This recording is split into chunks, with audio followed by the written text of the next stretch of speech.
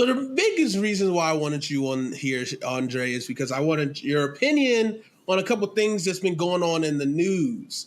And so let's go ahead and check it over here with our first clip we have.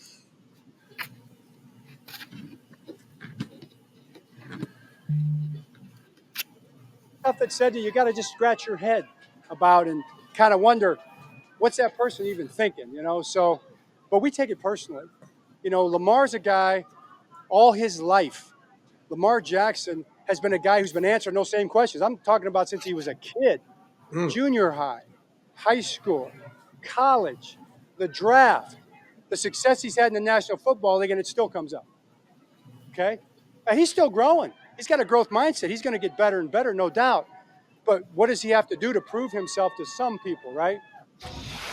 And I believe the Ravens and we've always had a vision for Lamar Jackson. It started with Lamar's vision and his mom's vision when he said he was going to be a quarterback. He was going to be a quarterback in high school. He's going to be a quarterback in college. He's going to be a quarterback in the National Football League. The vision for Lamar Jackson, and it's a vision, it's something you see it like it's already happened. You can see it like it's already been done. The victory has already been won when you pour into a vision. And the vision that we have together is that Lamar Jackson is going to become and be known and be recognized as the greatest quarterback ever to play in the history of the National Football League. All right. That's very We're strong back on words. NFL Live. To Ravens camp we go, where quarterback Lamar Jackson not present. How do you feel about these, Andre? No, I thought he was speaking facts, and it's funny. Like after he made those statements, the loudest mouth that came out of about those statements are the main person that he's talking about, which is Stephen A. Smith.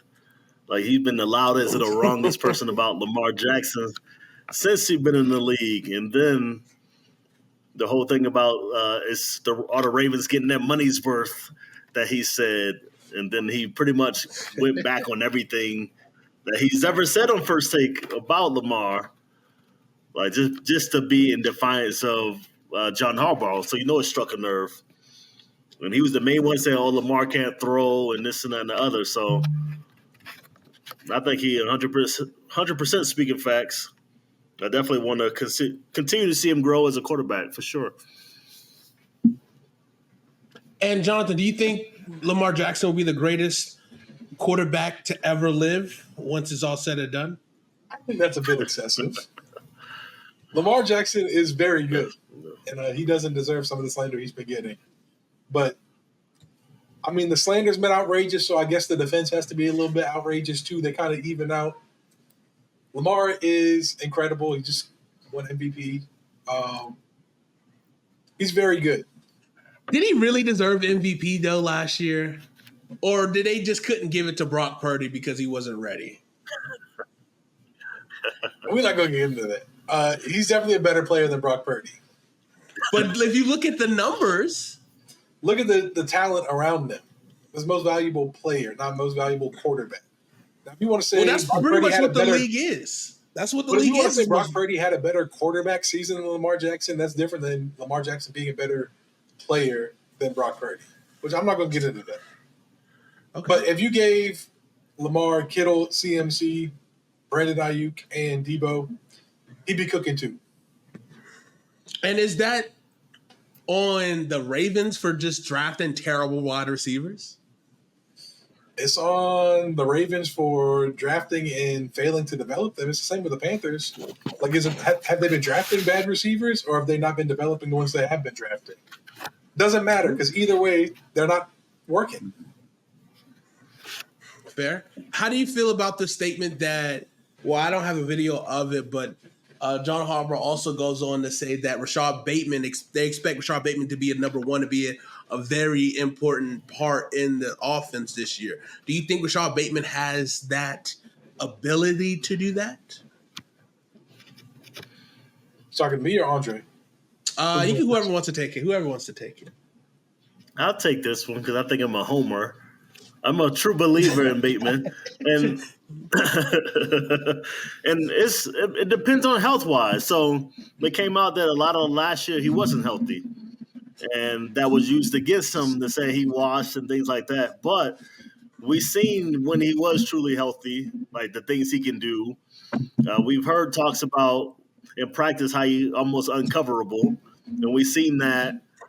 And 2 years ago, at one of the Jets were one of the best defenses in the league that year, and he was toasting them. So hopefully he comes into this year fully healthy, fully over that foot injury, and we can see the Bateman that we know we can see. So that's what I'm expecting, hopefully, with health. And what do we know about Rashad Bateman, Jonathan? We know he was a really good prospect. He was a first-round draft pick. For a reason, he has talent. He just hasn't lived up to that talent yet in the NFL. And maybe it's finally coming together for him. This year 3, year 4? Year way too long. I think 4. It's never too late. This is true. I mean, we just saw Raheem Mostert have a breakout season at age 30 for the Dolphins. He's been in the league for like 7 years. He's a running back, but still. You could say that he had good production for the 49ers. Obviously not a fully healthy, game tenure, but yeah. Well, Bateman's had production when he's been healthy. It's not big production, but it's production. Fair enough. All right, so let's